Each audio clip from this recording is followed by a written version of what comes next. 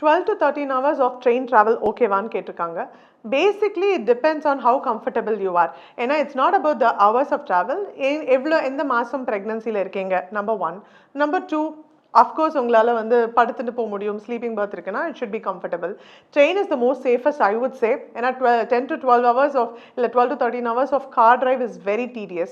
அதுக்கு train எவ்வளோ பரவாயில்ல. As long as you're within 7 months of pregnancy and you're not very uncomfortable, ஒரு 5 months 6 monthsலாம் அந்த அளவுக்கு stomach பெருசா இருக்காது. ஸோ அப்படி இருக்கிற பட்சத்தில் 12 to 13 hours ஸ்லீப்பிங் பேட்டர்னில் நீங்கள் போனீங்க, இல்லை கொஞ்சம் வாக்கபிள் ஸ்பேஸ் இருக்குன்னா அப்சல்யூட்லி நோ ப்ராப்ளம். எப்போவுமே ஒரு ஜேர்னி, அது ஃப்ளைட்டாக இருக்கட்டும் இல்லை ட்ரெயினாக இருக்கட்டும், doesn't matter. But every 20 minutes or half an hour எழுந்துக்கோங்க. Get up from your place, walk for 5 to 10 minutes, stretch your muscles, drink a lot of water, use the restroom properly, frequently, and also keep yourself hydrated. So it's very, very important.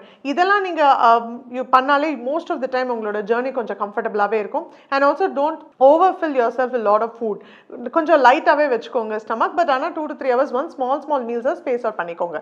And then you will be definitely able to handle a 12 to 13 hour train journey too.